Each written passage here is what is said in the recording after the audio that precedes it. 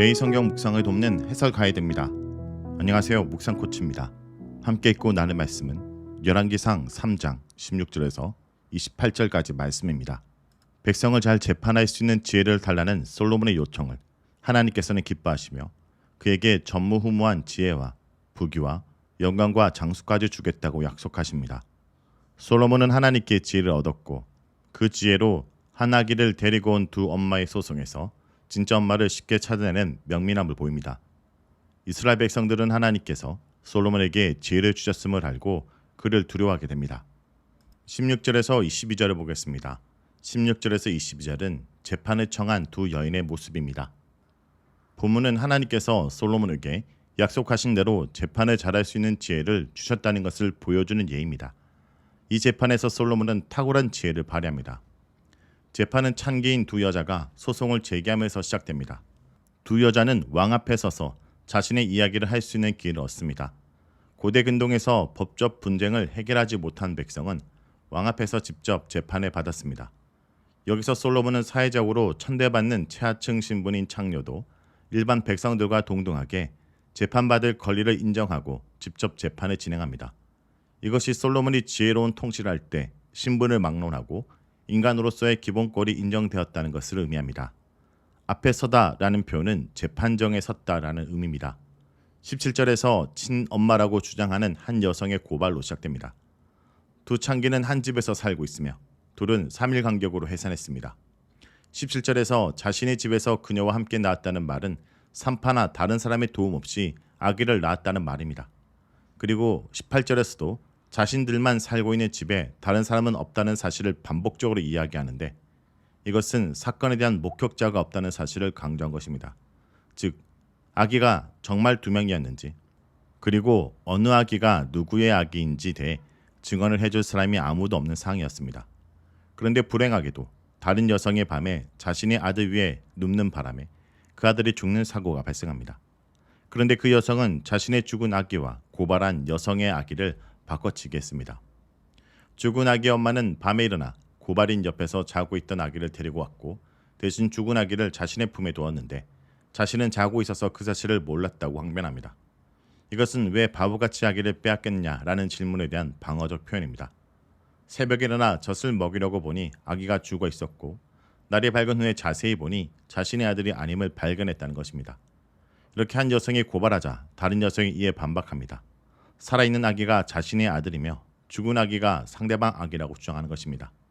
이렇게 엄마들은 솔로몬 앞에서 서로 살아있는 아기가 자신의 아들이라고 주장하며 격렬하게 논쟁했습니다. 이 문제의 핵심은 증인이 없다는 것입니다. 산파가 있다거나 다른 사람이 한 사람이도 있어서 각각 엄마가 자기 아기를 안고 있는 것을 본 적이 있다면 살아있는 아기가 누구의 아기인지 증언해 줄 수 있을 것입니다.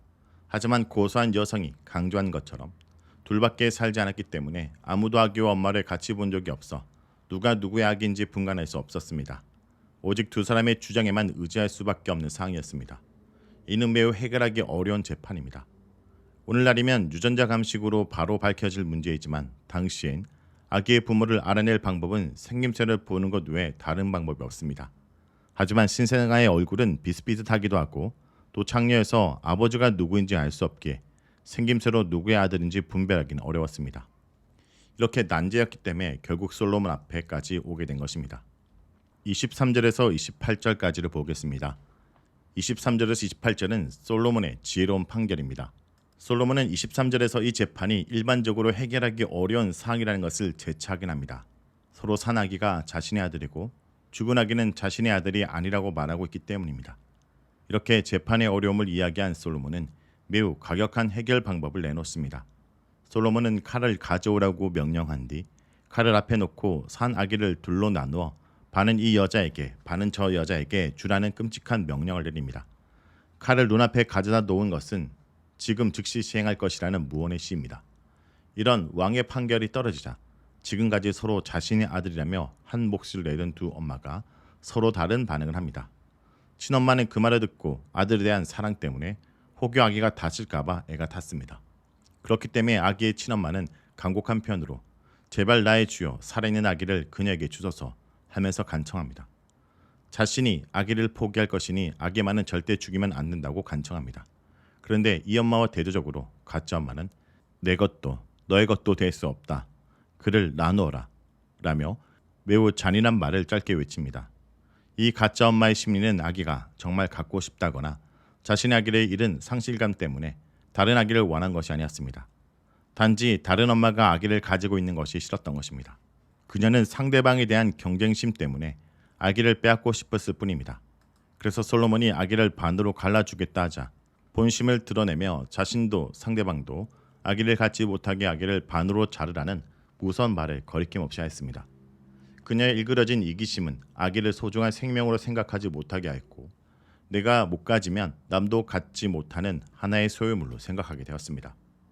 그래서 그녀는 반으로 나누어 가지라는 솔로몬의 판결을 명판결로 생각하고 당장 시행하라고 말한 것입니다.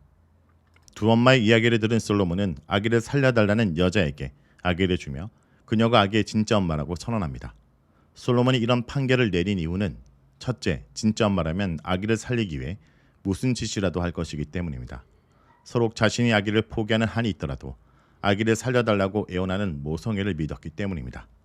둘째, 사람이라면 비록 순간의 욕심으로 자신의 죽은 아기 대신에 남의 아기를 자신의 아기라고 우기고 키우고 싶어 했을지라도 아기를 죽인다면 가짜가 포기할 것이라는 인간에 대한 믿음 때문이었다고 생각할 수 있습니다. 하지만 가짜 엄마는 이런 인간이 가져야 될 상식적이고 기본적인 마음조차 없는 잔인한 인물이었습니다. 아기를 죽여서 달라라고 말함으로써 자신의 약함을 그대로 드러냈고 솔로몬은 그 모습을 보고 쉽게 가짜 엄마가 누군지 분별할 수 있었습니다. 여기서 우리는 매우 일그러진 인간의 모습을 볼 수 있습니다. 인간을 인간으로 생각하지 못하는 비인간화된 모습과 모든 것을 파괴하고서라도 자신의 욕망을 성취하려는 가짜 엄마의 모습을 통해 어떤 공동체에서 진짜 지도자가 누군지 가짜 지도자가 누구인지 분별할 수 있는 분별력을 배울 수 있습니다. 공동체와 타인의 생명과 유익을 위해 희생할 줄 아는 지도자가 진짜 엄마인 반면 공동체와 타인의 유익은 아랑곳하지 않고 오직 자신의 욕망만을 위해 파괴적 행동을 하는 지도자는 가짜 엄마인 것입니다. 이런 어려운 판결도 간단하게 판결하는 솔로몬의 모습을 보면서 이스라엘 사람들은 그를 두려워했다고 말합니다. 그의 판결을 보면서 하나님의 지혜가 그에게 있다는 것을 알았기 때문입니다. 하나님께서는 약속하신 대로 솔로몬에게 전후무한 지혜를, 그것도 백성을 잘 재판할 수 있는 지혜를 주셨고 그 사실을 모든 백성이 알게 되었습니다. 이렇게 솔로몬은 하나님께서 주신 지혜로 하나님의 나라인 이스라엘을 든든히 세워 나갈 힘을 더욱 얻게 되었고 이스라엘 백성들은 하나님의 지혜를 가진 사람을 왕으로 얻는 복을 누리게 되었습니다. 지혜로운 지도자를 얻는 것은 백성의 가장 큰 복이기 때문입니다. 자, 여기까지가 열왕기상 3장 16절에서 28절까지 말씀입니다. 오늘 말씀을 통해 우리는 무엇을 묵상하고 적용해야 할까요? 인간의 지혜는 사람들을 압도하지만 하나님의 지혜는 사람들의 존경을 받게 합니다. 꿈에 약속하신 대로 솔로몬에게 하나님은 지혜를 주셔서 그가 공의로운 판결을 내리게 하십니다. 이 과정을 지켜본 백성들도 이 판결이 솔로몬에게서 난 것이 아니라 여호와의 지혜에서 난 것임을 알고 왕을 두려워했습니다. 이것은 공포가 아니라 경외고 존경입니다. 특별히 인간의 지혜는 사람들을 압도하고 억압하는 지혜일지라도 하나님의 지혜는 오히려 사람들의 형편을 듣고 그들 가운데 정의와 공의가 흐르도록 하는 하나님의 마음이 담긴 모습인 것입니다. 성도 여러분, 오늘도 인간의 지혜가 아니라 하나님의 지혜를 구하고 그 하나님의 지혜로 하나님을 온전히 드러내는 주의 백성들이 되길 간절히 기도드립니다.